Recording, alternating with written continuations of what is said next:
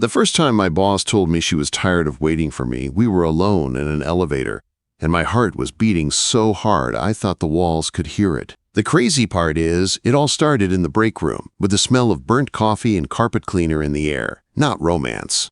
I walked in with mud still drying on my work boots from the construction site. The office guys hated that.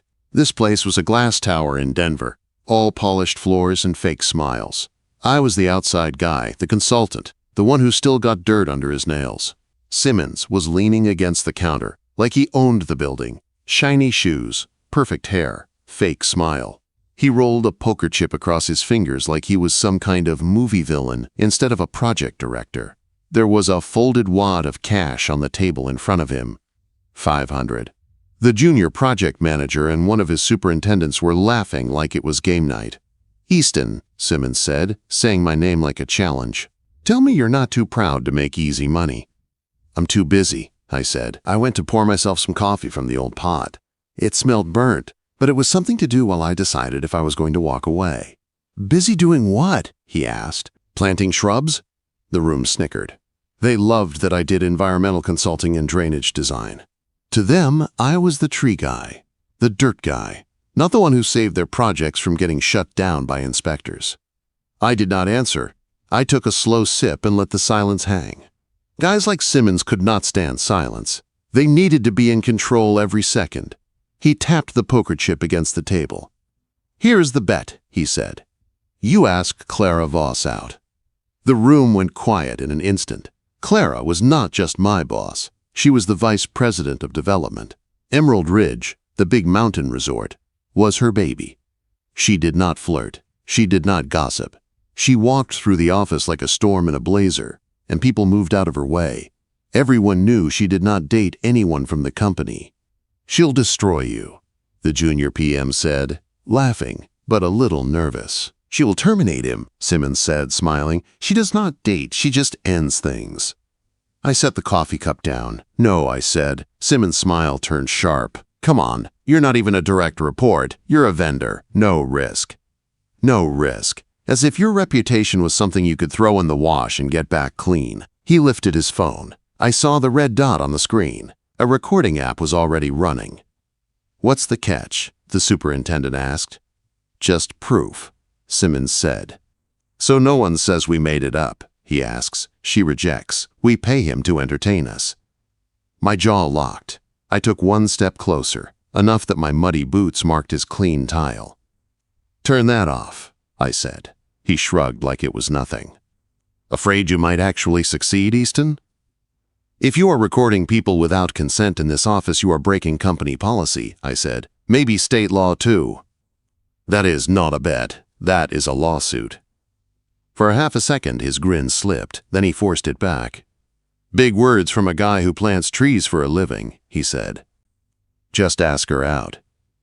Unless you're scared." Quote, I was not scared of Clara. I was scared of what men like Simmons did when they got bored. They liked to turn people into stories and then twist the ending. I walked out of the break room without taking his money. Clara's office was at the end of a glass corridor. Walking toward it always felt like walking through an aquarium. Everyone could see you. No sound really carried. Your footsteps just sank into the carpet. I wiped my boots on the mat twice before I knocked, even though I knew it would not help. Mud always traveled. "Come in," she said. Her office smelled like sandalwood and fresh paper. She was standing over a big rolled-out plan of Emerald Ridge, her dark blazer on like armor, hair pinned back, eyes sharp and gray. She did not look up when she spoke again. "Close the door." I did. My chest felt tight, and it had nothing to do with Simmons' bet. "Tell me Simmons did not send you," she said. "He did not," I said. "Good. Then we can talk like adults." She tapped the plans. "Emerald Ridge, North Slope, retaining wall and stormwater. The board thinks we are ready for permitting." Simmons told them drainage is locked. "It is not," I said. "I know." She still did not look away from the plans. "I need your professional opinion, not his optimism. If we fail the environmental audit, the board pulls funding. If we pass, Simmons gets credit and I get a resort." The way she said it was calm, like she would survive either way, but she would hate to see a liar win. "I will go up today," I said. "No," she said, already reaching for her coat. "We will go up now. I want to see it with my own eyes." I hesitated for half a second. Not because of the sight. Because of her. Because of the dare still echoing in the back of my mind. She lifted a hand. "Before you overthink this, I am not your manager. You are an external consultant. You can say no. If you want to keep this strictly professional, I will respect it." Her words were neat, businesslike, but her eyes stayed on mine a little too long. Something in my chest shifted into place. "I will drive," I said. 10 minutes later, we were walking down the same glass corridor together. She had a plain white coffee cup in her hand, black lid, no logo. 2 co-workers by the windows went extra quiet as we passed. They watched us in the reflection, instead of looking straight. Clara did not care. She handed me the cup, her eyes on mine. "For the drive," she said. "Take it or leave it." Our fingers brushed when I took it. The touch was quick but deliberate. "Thank you," I said. "You are welcome," she replied, and there was the smallest curve to her mouth, like a secret she was keeping even from herself. The elevator doors opened. We stepped inside, the smell of carpet and cold air wrapped around us. The doors closed, and for the first time all day, it was just us. No glass, no audience. I should have talked about soil and slope angles. I should have stayed on safe ground. Instead, Simmons' voice sat in my head, pushing on the sore spot I did not want to admit I had. "Clara," I said. She turned her head slightly. "Yes?"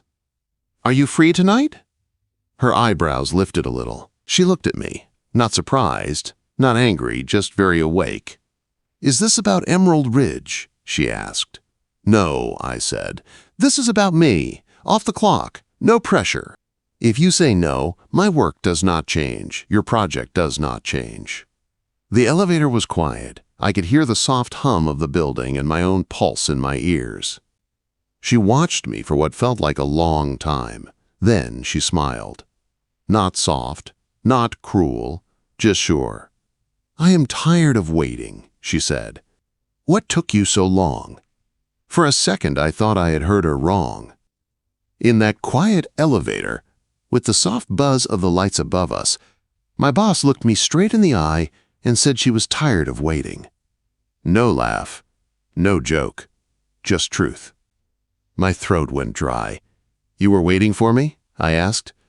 She tilted her head, like she was checking if I was worth the risk. "You are not the only one who sees what is in front of them," she said. "Dinner, tonight. If I still feel the same after we see that slope." The elevator doors opened into the parking garage like nothing important had happened. Cold air rushed in. She stepped out first. "Bring your notes," she added. "If we are doing this, we are doing both, the work and the rest." My heart was still pounding when I walked her to my truck. It was a dark gray pickup, still streaked with dried mud. She looked at the passenger door, then at me with a small smile. "Good," she said. "Real trucks, real slopes." She climbed in like she had done it 100 times and set her laptop bag at her feet. I started the engine, and the wipers squeaked across the glass. Before we pulled out, she looked over. "For the record," she said, "if I say no later, you still work for me as a consultant. No drama, no games." "And if you say yes?" I asked. Her mouth curved. "Then you understand that I do not do half measures." I nodded once. "I do not either." We drove out into gray sky and light rain. The city thinned to warehouses, then open land. For the first few miles, the cab was quiet. Only the sound of wipers and tires and my heartbeat in my ears. She held her coffee cup in both hands like it was a small shield. After about 10 minutes, she let out a long breath and kicked off her heels. She tucked her feet under herself on the seat like she was finally letting herself relax. "This truck smells like wet dirt," she said. "That is honest work you smell," I said. She smiled. "You really hate Simmons, do you not?" "I do not hate him," I said. "I hate what he does when people stop watching." Her eyes went to the windshield. "That makes 2 of us." She reached forward and turned the radio dial until soft jazz filled the space. Not romantic music, just calm. A sound that held the silence steady. By the time we reached Emerald Ridge, the light rain had turned heavy. The mountain looked like it was wrapped in a sheet of gray. The north slope was a long cut of raw earth, dark and slick, with machines parked like tired animals. We stepped out of the truck. The ground tried to steal my boots with every step. Her sleek black heels sank almost at once. She looked down, then up at me with a warning in her eyes. "Do not say anything," she said. I bit back my smile and opened the back door of the truck. I pulled out a spare pair of sight boots, older but clean enough. "You keep extras?" she asked. "I plan ahead," I said. "It is a flaw." She took the boots, steady, and swapped them out, rolling her pant legs up just a little. The VP of development standing in the mud, hair pinned back, blazer on, wearing my spare work boots. The sight did something to my chest. "Do I look ridiculous?" she asked. "You look like someone who belongs on her own site," I said. Her eyes softened for half a second. "Good answer." We walked the slope together. I checked the soil with my small penetrometer and a steel rod, pushing it into the ground. In some spots, the rod slid in too easily. I crouched. "Do you see this?" I asked. She crouched next to me, her blazer brushing my shoulder. "Tell me." "They backfilled too fast," I said. "No proper compaction in layers. When heavy rain hits, water will run under the surface, and this whole section can turn into soup." She took a handful of wet soil and rubbed it between her fingers. "Feels fine to me," she said. "Clay loam," I said, holding my own handful. "It holds its shape but still breaks on the edges. If it was sandy clay, it would smear more.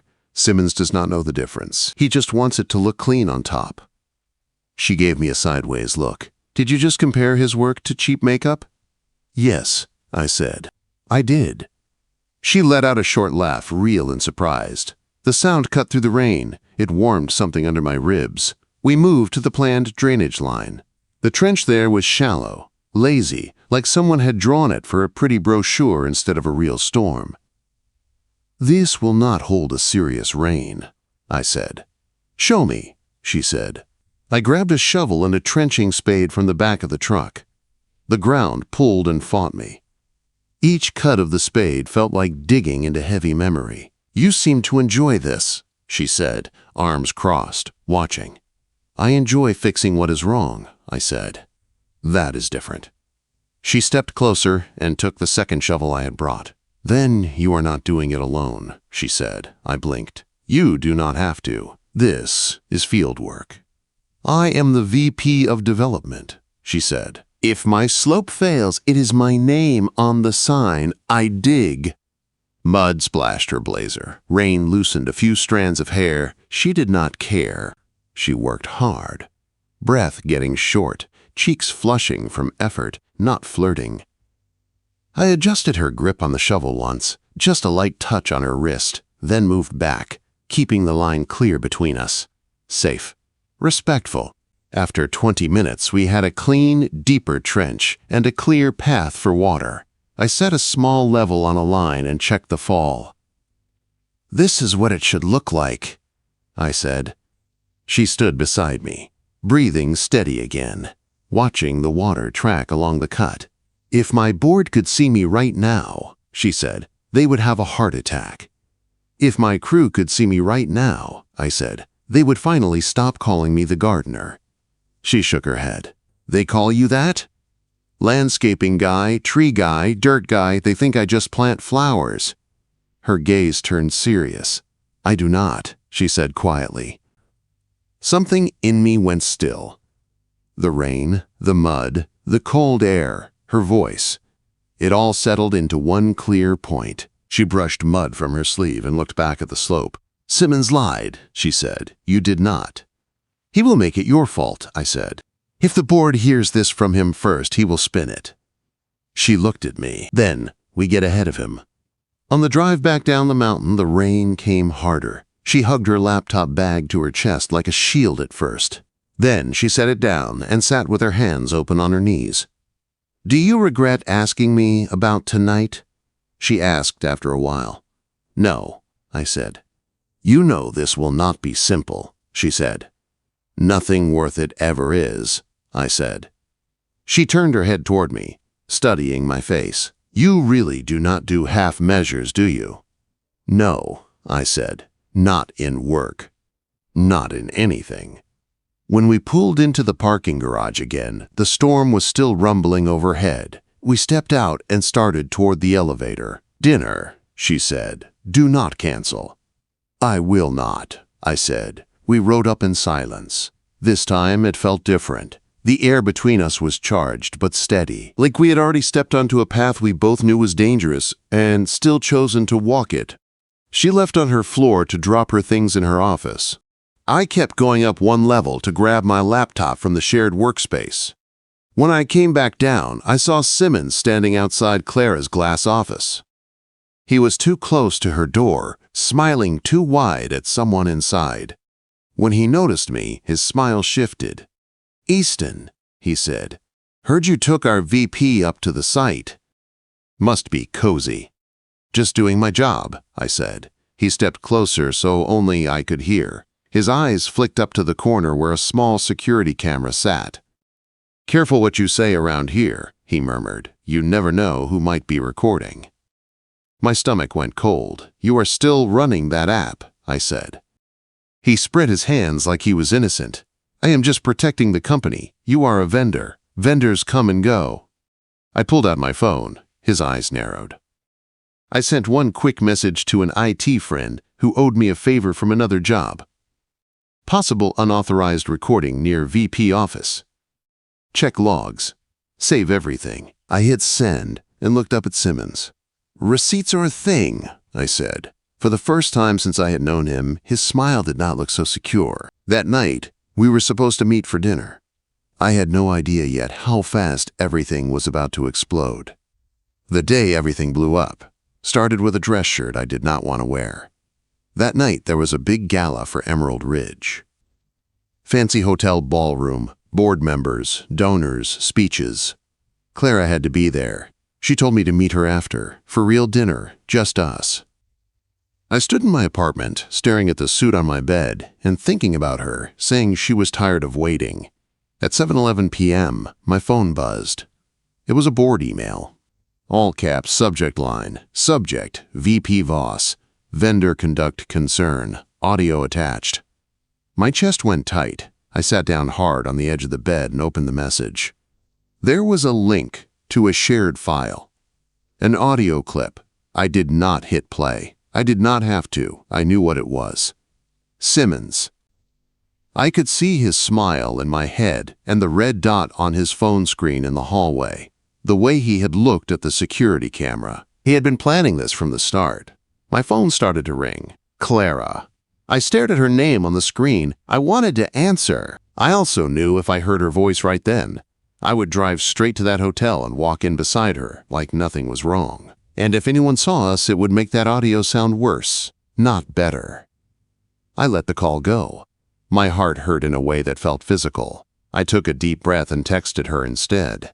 "Do not open the attachment. Please, meet me tomorrow. I will explain and bring proof." The dots appeared, then stopped. No reply came. I grabbed my keys.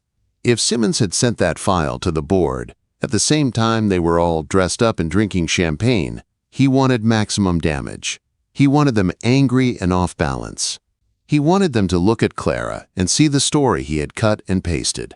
The only thing I trusted when things were falling apart was work. Systems. Real dirt and real weight. So I drove to Emerald Ridge in the pouring rain. When I reached the site, the sky was black and the whole mountain felt on edge. Wind shook the trees. Rain hammered the truck. The ground was a mess of mud and standing water. I walked toward the north slope and felt the hair on my arm stand up even before I understood why. A crane was set up there. It was not supposed to be. I had left a note stopping any heavy work on that slope until it was fixed. Now a tall crane was lifting a prefab lodge module, a whole chunk of building, over the soft ground. The boom swung slow like a giant arm. The crane's support feet were pressed into the wet earth. One of them was sinking. I heard the operator over the radio.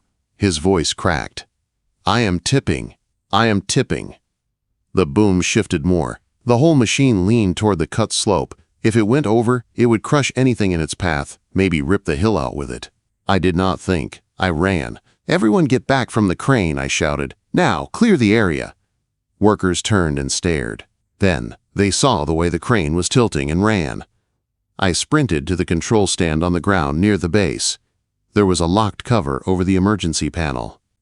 I flipped it up. The superintendent grabbed my arm. "You cannot touch that. You are not on our crew." I pulled free. "If that crane falls, your operator dies," I said. "Move." I grabbed the radio. "Crane cab, this is Easton," I said, trying to keep my voice calm. "Take your hands off the swing control. Hit the boom brake and hold it. Do not move the top at all." The operator was breathing hard into the mic. "I cannot. I am sliding." "Yes, you can," I said, firm. "Listen to my voice. Boom, brake, now." There was a second of nothing. Then, "Okay, brake on." The swinging slowed. The boom still shook, but it stopped drifting sideways.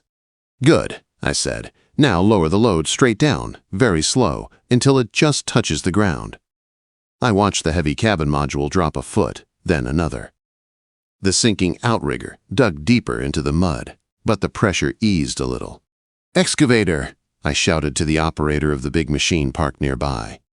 "Bring your bucket to the side of that crane foot. Gently, use it to hold it up." The excavator moved in, bucket low. The metal touched the side of the crane's support pad and took some of the weight, like a hand bracing a table before it falls. The cabin load finally reached the ground with a heavy, wet thud. The boom settled. The crane still leaned, but it stopped moving. The operator spoke again on the radio, voice shaking. "I think it is holding." My hands began to shake now that it was over. Rain ran down my face, and I could not tell what was water and what was sweat. "You just saved that guy's life," one of the crew said, staring at me. "No," I said, breathing hard. "We saved each other. Now no one touches this crane until the slope is repaired." Headlights cut through the rain on the road above. Several dark SUVs rolled toward the site, tires splashing through puddles. The board. Of course. They stopped near the trailers. People in long coats and good shoes stepped out under umbrellas, holding folders above their heads. In front of them, all walked Clara. She was in a black blazer again and black boots this time, made for mud, not meetings. Her hair was damp. Her eyes were sharp and bright. Behind her, I saw the chairman of the board and 3 members, and I saw Simmons, dry and smiling, walking just a bit behind them like a man arriving at a show he had produced. "What a mess," Simmons said loudly, looking at the tilted crane, the mud, the workers. "Clara, I warned you this vendor was reckless." The word vendor hit like a slap. Clara did not even turn toward him. She walked straight up to me. Rain dripped from the edge of the trailer roof above us, making a curtain between us and the group for a second. "You did not come to the gala," she said. Her voice was low and tight. "I could not," I said. "He sent the recording." She studied my face. Her jaw tensed. "I heard it," she said. "We will deal with that in a minute. Right now, they want answers." The chairman walked up, looking tired, angry, and wet. "Explain," he said, gesturing at the crane and the torn ground. Clara stepped forward before I could speak. "Simmons overruled a stop work order," she said. "He placed a crane on a wet, unstable slope. Easton and I both warned him in writing that the ground was not ready."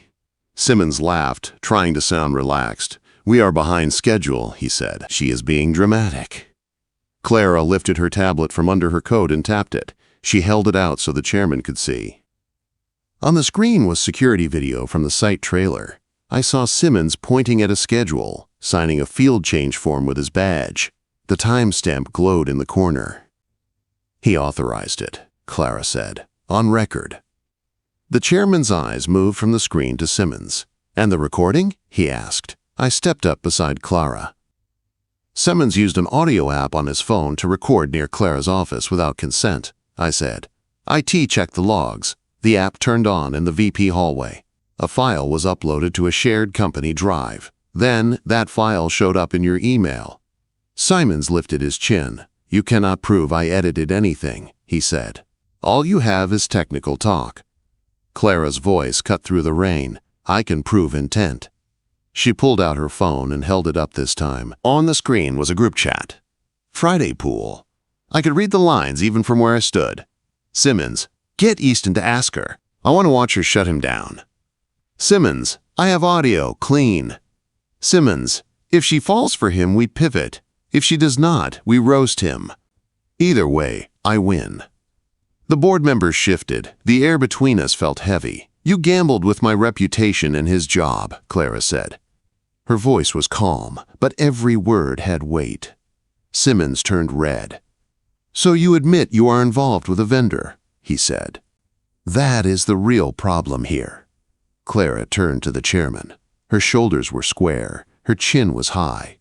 72 hours ago," she said, "I sent a disclosure email to HR and compliance. I told them I was considering a personal relationship with an external consultant on Emerald Ridge. I explained that he does not report to me. I do not sign his checks. I asked for guidance and boundaries." She tapped again and showed the chairman the message on her tablet. There was the email, time-stamped. Under it was the automatic reply from HR received. "Pending review." "I chose to be honest," she said, "before any of this happened." She looked at me then, just for a second, and her eyes softened. There was no fear in them, only decision. "Easton did not pressure me," she said, turning back to the board. "He told me the truth about the site when it was easier to stay quiet. Tonight he kept your crane operator alive. He is not my problem. He is my partner." The word hit me like a hand closing around mine in the dark. The chairman glanced from Clara to me, then to Simmons, then back to the crane. Rain kept falling. The crews stood still. The whole site held its breath, waiting to hear what would come next. The chairman looked at the crane, at the mud, at the workers, then at Simmons. His face was calm in that way that meant the decision was already made. "You put a crane on an unsafe slope after a written stop-work note," he said. "You recorded in an executive hallway. You sent a cut audio file to this board on the night of a company event. You turned people's lives into a bet." Simmons opened his mouth. "You cannot prove I sent the file from my phone," he said. The chairman did not even look at him. "IT already did," he said. "You are terminated. Effective now, security will escort you off the property." For a second, everything went quiet, even the rain. Simmons stared at him, then at Clara, then at me. There was shock on his face, but under it I saw something else. He hated that he had lost. That was all. "You will regret this," he said. "No," the chairman replied. "I regret that we did not see it sooner." 2 security guards stepped up beside Simmons. He pulled his arm back like he might fight them, then seemed to remember where he was and who was watching. He jerked away once, then let them walk him to the SUVs. As he passed me, he tried to catch my eye. Maybe he wanted me to feel guilty. I did not. I just felt tired. The board left soon after to go back to the city.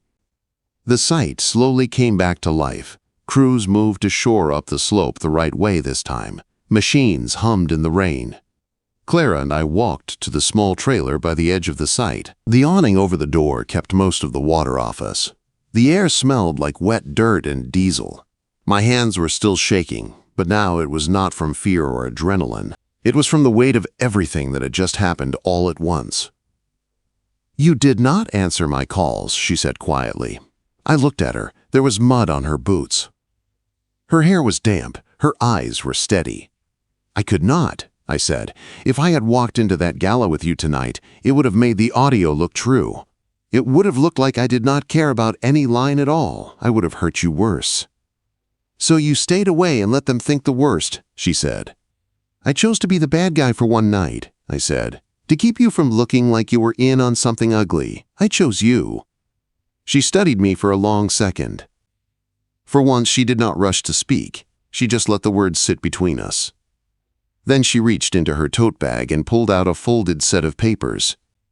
They were already a little wrinkled from the rain. "This is my disclosure," she said, the one I showed them on the tablet. "I printed it this morning before any of this happened. I planned to give it to you later. I wanted you to see that I picked you before the crash, before the email, before his little game. I took the papers. I read the first lines. She had put everything in clear words. That she worked with me, that I did not report to her, that she was asking for rules so we could do this right. You sent this 3 days ago, I said. Yes, she said. I did not want our story to start in a dark hallway with a rumor. I wanted it to start in the open. My throat tightened. You chose me before Simmons tried to twist it, I said. I chose you before the board ever heard that file, she answered. I chose you the moment you stood in my office and told me the slope was not safe. I chose you when you did not take his money. I chose you when you drove up that mountain with me instead of staying in the warm office. I swallowed hard. The rain hit the metal roof above us in a steady beat. The sound made a kind of private circle around us. She took a step closer. So I am going to ask you this once, she said. Do you want this? Not the drama, not the fight, not the story they will tell me. My chest hurt in that good sharp way, like something heavy inside. It was finally moving into a better place. Yes, I said. My voice came out low but sure. I want you. I want us. I also want to do it clean. No hiding, no games. She nodded once. Her shoulders dropped, like she let go of air she had held for days. Consent, she said. Say it out loud.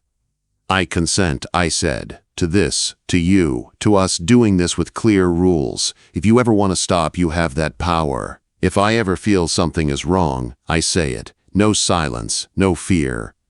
Her eyes warmed. Good, she said. Then she reached up, took my collar with both hands, and pulled me down into a kiss.